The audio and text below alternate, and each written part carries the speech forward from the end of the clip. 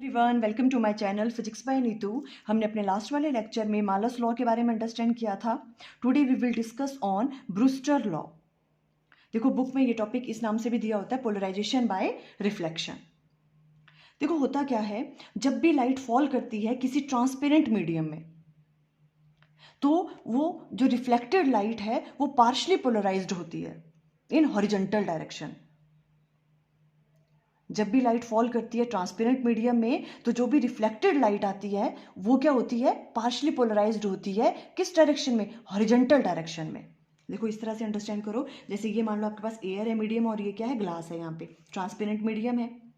जैसे यहाँ से अनपोलराइज्ड लाइट आ रही है, ठीक है, तो देखो क्या होगा, बिकॉज ये ट्रांसपेरेंट मीडियम है तो इसमें रिफ्लेक्शन भी होगी, अंदर भी जाएगी लाइट, है ना, और कुछ रिफ्लेक्ट हो जाएगी। ये रिफ्लेक्शन हो रही है, ये रिफ्लेक्शन हो रही है, और ये रिफ्लेक्शन भी होगी इसमें, ठीक है। जो ये रिफ्लेक्टेड रे, जो रिफ्लेक्टेड लाइट है, ये क्या होती है, पार्शली पोलराइज्ड हो जाती है इन हॉरिजॉन्टल डायरेक्शन।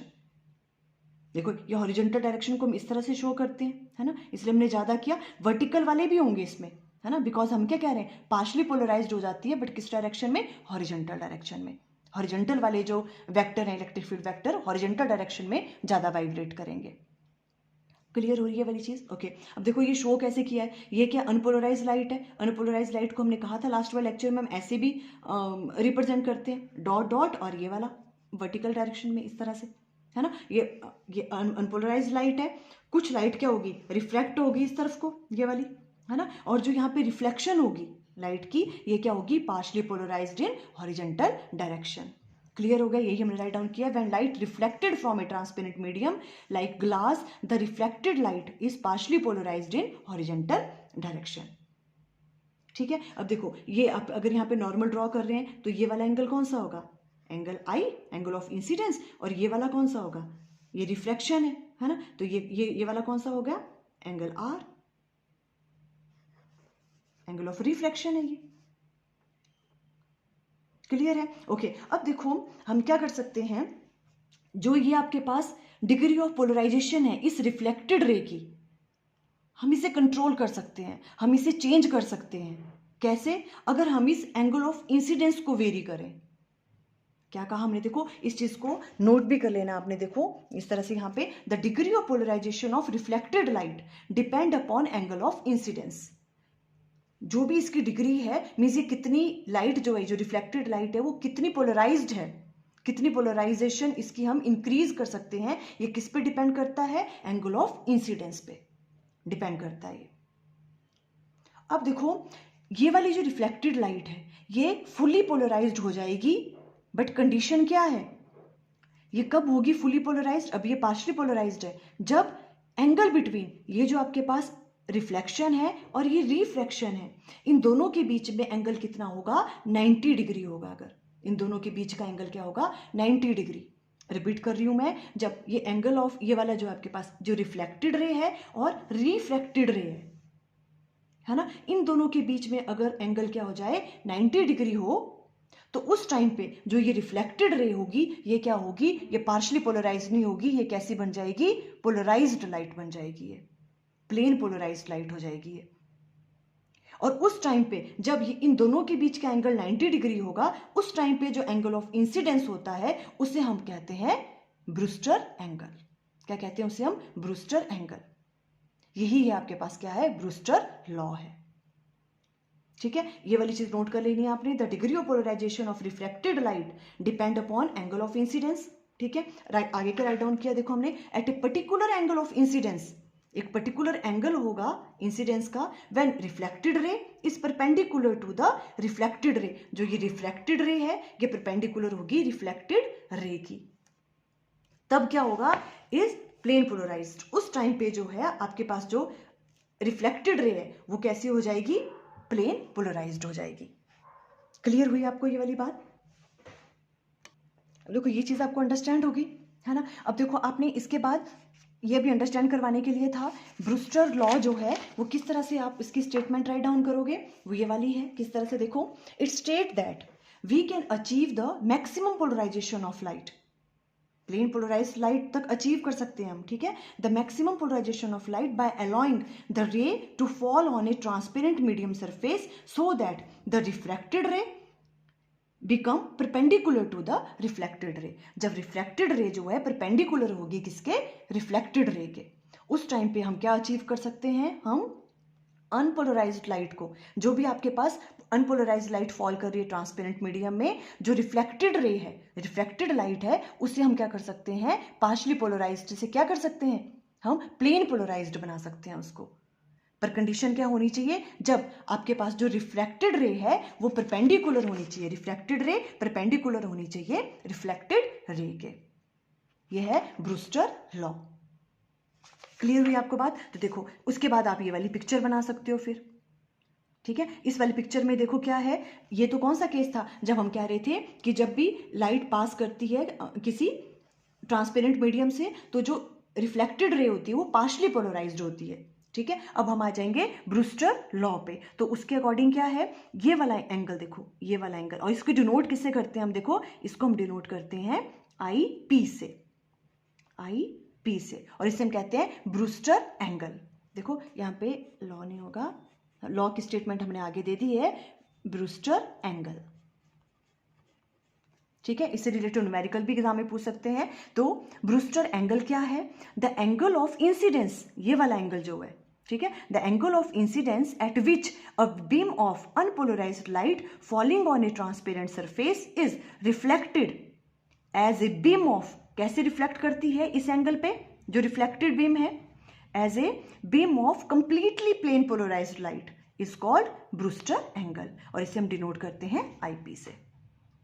इस एंगल पे जो भी आपके पास अनपोलराइज्ड लाइट है वो कैसे रिफ्लेक्ट करती है, प्लेन पोलराइज्ड लाइट की तरह, अगर ये वाला एंगल ऑफ इंसिडेंस है तो, और इस एंगल को हम कहते हैं ब्रूस्टर एंगल और डिनोट करते हैं आईपी से। ये वाली बात क्लियर हुई, ठीक है। और इस आईपी पे एक और चीज क्या है, क्या होना चाहिए, होता क्या है, जो आपके पास ये रिफ्लेक्टेड रे है और रिफ्रैक्टेड रे है, ये वाली, इन दोनों के बीच का एंगल क्या होता है यहाँ पे 90 डिग्री। क्या देखो इन दोनों के बीच में, इसके और इसके बीच में, जब ये वाली वैल्यू आईपी होगी ब्रूस्टर एंगल, तो इन दोनों के बीच का एंगल क्या होगा, 90 डिग्री होगा, ये दोनों 90 डिग्री पे होंगी। यहां तक बात क्लियर हुई, ठीक है। वही वाली बात देखो, ये वाली ब्रूस्टर एंगल भी आपको समझ आ गया, क्लियर, ओके। अब देखो जो आपको अच्छे से अंडरस्टैंड करने हैं एंगल्स,